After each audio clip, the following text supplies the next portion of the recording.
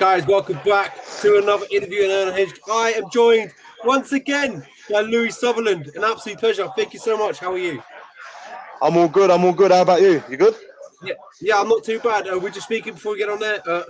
Hopefully some good news next week. I know you've got a little baby coming along the way. Yeah, I got a little baby coming, another little boy. So, yeah, I'm pretty happy about that. Pretty chuffed. It's one of the only things that sort of makes me nervous on this planet is, all that kind of stuff, being a parent again and all that. But it is what it is. You know what I mean? That's what I was put on this earth to do: fight and make babies, pretty much.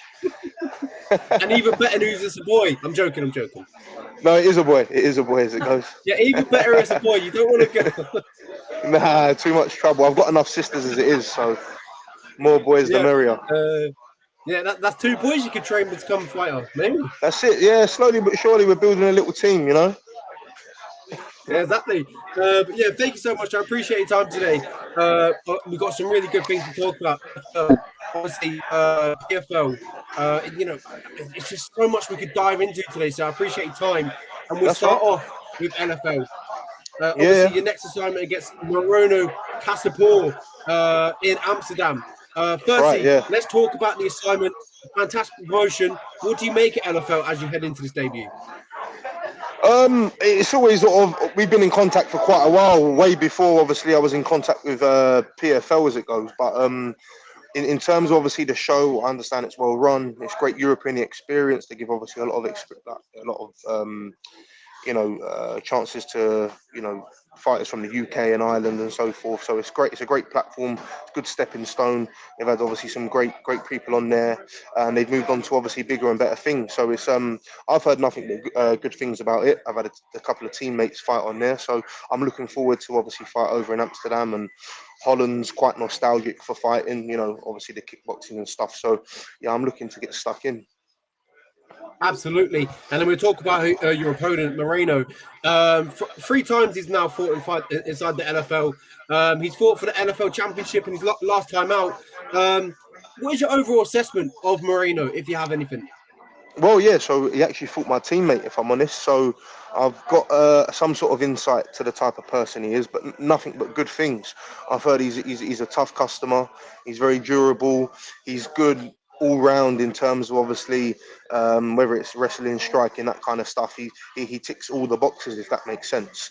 But in terms of being a standout, for me personally, I don't think he's a standout performer. I just think he does all the basics pretty well. And I think he's going to come unstuck when he comes up against me, if I'm honest. So all respect to him, but yeah, I'm looking to clean him out, if I'm honest. From researching him, from looking at Moreno, from what I took away from him anyway, he likes to use his size. He likes to get up against the cage. He likes to, grind on his opponents. And he likes to strike. And but I believe his best work comes from when he's grappling. Ultimately, do you see yourself winning the fight on the ground and him looking for that shot and maybe try and take the fight to the ground? Obviously, I think that's his only chance. I don't think he's going to have the pop to take me out or anything like that. I think I'll be too quick in terms of on the feet. But I do believe he's obviously a big guy. I think he cuts to make the weight class. So I do believe that he will try and impose his size, push me up against the fence, grind it out. I've heard he's got a good gas tank when it comes to obviously being a heavyweight. So, yeah, I mean, at the end of the day, I think that's the only chance he's got. But I'm not going to give him that chance. So, yeah. Absolutely. And Moreno was meant to schedule to fight Pinto. Since you stepped in, he was meant to fight Pinto. Do you see this as an opportunity? Because obviously that was meant to be for the belt. It was an immediate rematch for the NFL Heavyweight Championship, and now you're thrown straight into the mix. Do you see this as an opportunity for maybe the future to fight Pinto for the belt in the near distant future? Not really, no, because he's my teammate, so I don't think I'll be fighting him for the belt, if I'm honest. Yeah. He's my teammate, so unfortunately I won't be fighting him for the belt. I'm gonna let him, obviously, say I let him do that. That's his thing. That's his division in LFL. Whether he defends his belt or whatever it may be, that's down to him. But that's obviously why I've got the insight on my opponent, because he has fought Pinto, and Pinto's explained to me that he's a tough customer. Yeah, and Pinto took him to a decision, which obviously for Pinto to take someone to a decision, he's definitely got to be durable because Pinto's a tough customer himself. So all props to Moreno, and yeah, um, yeah, they can have the belt. They can keep the belt.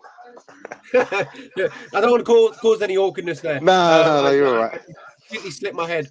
I know you That's all right. mentioned it, but yeah, as you talked about Pinto in his last fight, they had had a really good fight, really good back and forth. They went 5, and then it was a good fight. Yeah, I'm looking forward exactly. to, and I'm hoping Pinto returns back to LFL. I know they were meant to schedule it, and he pulled out. So hopefully he does come back to LFL. I know he's like 8-0, 7-0, so he's looking really good in his career so far. Something like that. I think he's now the ranked. Obviously, if you look at rankings, regional rankings, I think he's ranked number 1 at the moment. So yeah, all props to him. He's a great teammate and a very tough customer. So he's got a great career ahead of him in the sport. And yeah, I'm glad to And be then back surrounded to by people like that. that, then you talked about the insight. Obviously, your teammate fighting him once already.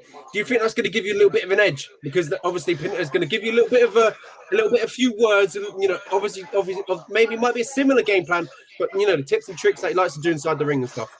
Yeah, I think obviously first of all, me and Pinto are very different fighters, if that makes sense. Um, so I doubt it would be sort of similar game plan, as I don't think a game plan for him would necessarily work for me, if that makes sense. Different courses for different horses and things like that. But it's great to have an insight. I'll take it with a pinch of salt, like I do with everything. I'm not going to overanalyze my opponent. I'll rather focus on what I can do, impose my will on him, rather than focusing too much on what he can do and how good he is in this area or that area. I'll just focus on sharpening my skill set and pick 1 or 2 things I think he's weak at, and I'll exploit it. I'll find an opening and I'm going to exploit it. And then my last question about the fight, a quick one, an easy one. Where is this fight won for yourself? Like most of my fights, obviously I'm looking for the finish. I'm going to knock him out. I think, he'll try and impose his will. He's going to try and walk me down, push me up against the fence. But as he's doing that, I'm going to hit him with something, and he's going to fall on the floor. That's how I see it going. So yeah, I mean, he can try and impose his will. He's a big boy and all that, but at the end of the day, I don't think he'll be able to match the power. I reckon I'm going to put him to sleep, and If you then look I'm at going to have your a good night out in obviously. Amsterdam. I want to talk about Amsterdam actually. Last Yeah. time out, you're in Florida. This time out, you're in Dam. What does that feel? How does that feel? Fighting around the world, fighting, in these different cities, fighting in these different cultures. How does that kind of feel? You're kind of ticking off all the boxes. That's right, and that's what I want to do. I want to. The reason why I got into the sport in the first place is for one is to obviously cash as many checks as possible, snap as many necks as possible, and travel the world while I'm doing it. So yeah, I mean, fighting in Amsterdam, Florida. Yeah, I mean, it's great, and that's what I want to do. I'll tick them off the list, and yeah, just keep bringing them on. I mean, any experience abroad is great. So yeah, Amsterdam's going to be good. I'm going to knock him out. Then I'll have a good night out in Amsterdam, get back and get straight back into into camp for the next one, wherever that's going to be. I think it will be the States after that. So yeah, I'll have a one night out and then straight back to the gym. I want to talk about before MMA. I know before MMA, your love was rugby. And That's you right. were a Yeah, massive rugby fan, massive rugby player. I just want to talk about obviously someone who's made it to the top of the sport, who came from rugby, Alexander yeah. Volkanovski. When you see someone like that, is that kind of inspirational motivation to yourself because you see someone from the same background as yourself making it to the top of to the sport? Yeah, for sure. I mean, in that sense, I think rugby's a great sport. It translates, it crosses over very well, so it produces really good athletes. So it's a wonder to me why not many more have obviously pushed on into the fight scene. I know James Haskell, I think, had a little go at Yeah, in Bellator, MMA, yeah. but I don't know what happened. Yeah, I don't know what happened with that, but it produces great athletes and it crosses over very, very well. So yeah, seeing someone like Volkanovski obviously climb to the top of the tree and all that kind of stuff is great. Um, Obviously, we're going to have very different paths in terms of obviously I'm a heavyweight, he's a lightweight, I believe. But yeah, I He mean, was a it's good to heavyweight. see someone like that. He was, yeah, when he was playing rugby, yeah, he was a big boy.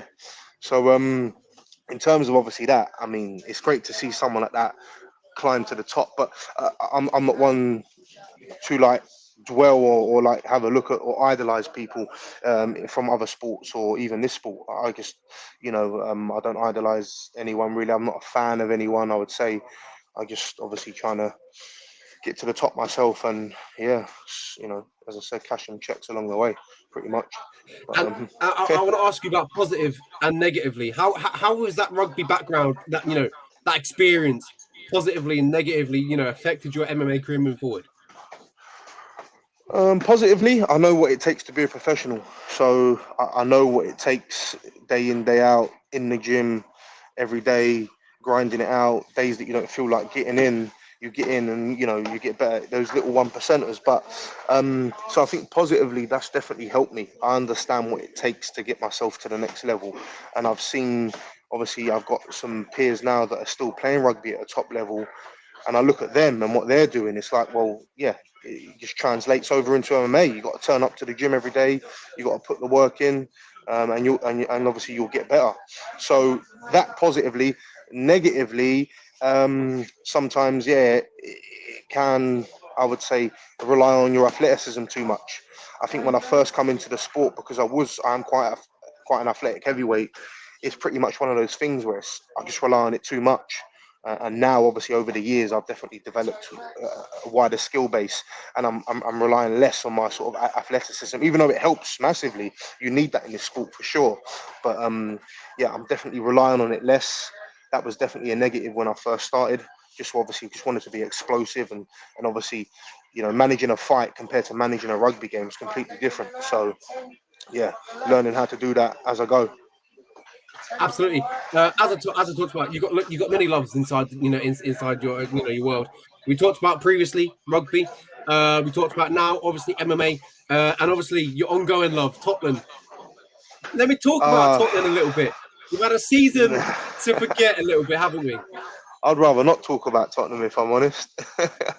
Nah, look, at the end of the day, it's my team. It's the team I've grown up with. I'm from the area, so at the end of the day, it's yeah, I say it's a love-hate relationship. Um, uh, yeah, we've been shit all season. It's a season that I definitely want to forget, but it's like most seasons. I'm 29 now. Every season I think I've ever watched has been one I could forget, apart from one or two. So yeah, Tottenham are awful, man. I don't know what's going on. Who we're gonna get to take us over or anything like that. So I don't know. I might watch tennis from now on. Something like something. Someone that I just glory hunt. I'm gonna end up glory hunting. Be like a Roger Federer, Rafa Nadal, Ye- and no Djokovic, whatever his name is. Yeah. exactly. So whoever wins Wimbledon or wins the Grand Slams, I'll just support them. Rather than me trying to pick a team and all that rubbish. And I feel a bit sorry for my sons now because I've made them support Spurs, and they're just So, going to go what through. do you think needs to be changed next season? What is that? Is it a change in ownership, as you talked about, players? Man, I mean, I was speaking to someone today. I was actually speaking to Brad Pickett because he's a Spurs Oh fan yeah, as well. So I yeah, was he is. obviously Yeah. Yeah, I was training down there today, and was having a chat with him about Spurs, and it was like we were both just shaking our heads, going, you can't believe it. But I think we're pretty rotten from the top down. So everything's changed in between that, apart from the ownership. And look, at the end of the day, from a business standpoint, I understand business. From a business standpoint, it's great. The club obviously churns over a good profit. They've got a massive stadium. They've invested in the infrastructure. But at the end of the day, I think they're happy to finish fifth, sixth, fourth, third. They're happy to finish there because of the money it brings. I see a stat the other day that I think the winner of the FA Cup only gets £2 million. So why would a club like Spurs I know obviously you want to go for it, the big teams do, but why would a club like Spurs really want to push for it that bad when it's only going to add £2 million to the coffers when they can focus on finishing fifth or something stupid like that gives nothing to the fans, but yet puts money in the bank for the owners. So look, I understand it from that point of view, but I hate it at the same point. I'm a big fan of capitalism. I like capitalism, but at the end of the day, when it's your team, I don't know, man. Like I said, I'll just end up watching some tennis. And obviously, growing up in Tottenham, obviously, not the prettiest of areas. How did that treat you? How was the upbringing, in Tottenham? Yeah, you know what? It's something I don't really talk about too much, to be fair. I know there's obviously a lot of people in this sport that like to talk about how tough it was growing up and this and that, and this could have got them, that could have got them. At the end of the day, growing up in a place like that is tough. You know, not many opportunities for myself growing up. There wasn't much about. Yeah, it was tough. Obviously, it's like a concrete jungle, really. Fight to survive and all that kind of stuff. But then I know there's people that come from other places in the world, you know, like, you know, that are struggling a lot more than people from the area. So I think it's like a persona that's, you know, it is hard. There's not a lot of opportunity, but I think we've got a lot more opportunity than we realise. And I think that's taken me, you know, up until my mid-20s to realize that. And obviously, you know, when I was growing up, there wasn't really much outlook on life. I think rugby was the only thing, or boxing was the only thing that I could see that could take me out. There was nothing else that I thought that would be able to get me out of the area and away from like a life of crime and, you know, all that kind of stuff. So yeah, it's tough, but there's obviously, it could be tougher, you know. I don't know, I could have grown up in, I don't know where, somewhere else, you know. But yeah, no, it was definitely tough. But again, I love and hate it at the same time. It's something that's made me who I am. You know, it's definitely made me tougher. But I hate it at the same time because, you know, if I knew what I knew now, you know, hindsight's 2020, I definitely could have obviously made a little bit more, or I would have had a better outlook on life, and could have maybe shared that with my my peers as well, who are unfortunately like in jail or dead and all that kind of stuff. So yeah, it's you know, it's still going on now. I've got, you know, cousins and family members and very, very good friends that are still involved in stuff in the area, and like, you know, every day is always like a shooting or a stabbing or something like that. So yeah, I don't like to dwell on it too much. If I keep looking back at stuff like that, it's only going to keep me there. I like to look forward. I've always been quite optimistic, very ambitious. I've always thought I'm bigger than my area. I'm bigger than Tottenham. You know, I'm definitely something just inside me. It's always been. I've always felt like this isn't it for me. My story's bigger than this. You know. And if only a few more people thought like that, then yeah, they'd make something of themselves. But yeah, that's it. It's made me who I am. You know, tough times, all that kind of stuff. Yeah, it's all good.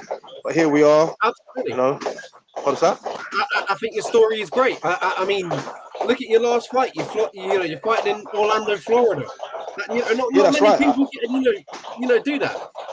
Yeah, no, it's true. Like when I go back to the area and stuff, and I'm sitting in the cafe, or I see people come in and we have a chat, and they're like, "Oh, you're fighting in the States? Oh, you're fighting in Florida? That's amazing." I'll be honest. When I was 15, 16, Florida, the USA was never, ever in my sights. It would never have been in my sights. It wasn't something that was, you know, would even come into my mind. Never thought I'd be able to even get to America. But you know, I have, and I've fought there, and I'm going to continue to fight there. And yeah, I mean, it's great because there's a lot of people I know that don't leave Tottenham, or they might go once every couple of years. They might venture out somewhere, but they don't really get to see the world, you know. So that's why I'm glad that I'm fighting in all these places. You could drop me anywhere, you know, like you drop me in the jungle. I'll have a fight in the jungle. It ain't a problem. Anywhere, if I can see something different cultures, different atmosphere, I'll soak it all in. I love that stuff. Vanilla gorilla versus natural gorilla. Yeah, whoa, I don't know about that, you know. I give it a good try, but I don't know how it would end up. My last topic is about the PFL. As you can see behind me, that was your last fight against PFL. No, so that was against Abraham. Yeah, that was against Last Babley. fight Yeah. against Alton Meeks. You got right. the job done. You got the win. They brought you back. You got the job done. You're impressed. And obviously, you talked about it. You know, before the fight, we talked about it. Ultimately, how do you feel on that performance? How do you looking back on that? And do you feel like you're impressed enough? Yeah, I think obviously they put me up against a very tough customer, very, very seasoned wrestler. I think Kurt Angle and Frank Mir and everyone else was going on about his wrestling's world class and all that kind of stuff. So for me to go up against another type of wrestler, I know Babley wrestled quite well in the first fight. You know, people might have thought, "Oh, that's his kryptonite. Is that his kryptonite? Can he wrestle? Can't he wrestle?" And obviously they put me up against another wrestler, probably just to prove that, well, can he wrestle? Because if I can't wrestle, then I shouldn't be at the level I'm at the moment. You know, then I'll have to go back to the drawing board. But at the end of the day, I know I can. And I was out there to do a job, and I knew I had to put on a show. I wasn't there to grind out a decision, or that's not my style. You know, I was there to take somebody's head off, and I tried to do it from like the first minute, and that's what. You know, unfortunately, you know, he got a takedown on me, but I was able to get back up because I knew what I was doing. Completely different fighter from the fight in London against Babley. And yeah, man, I knew, you know, I knew that I had his ticket on the feet. I knew I had his ticket. Um, I knew once he, you know, let go of me and let me up, kind of thing. That was it. It was written in the stars. I was just gonna tear him to pieces, and all I had to do was just chill out a little bit, not get my, you know, not let my emotions get ahead of me, and just pick him apart like I did, to be fair, and just smash his face in and collect my check and fly back to sunny London.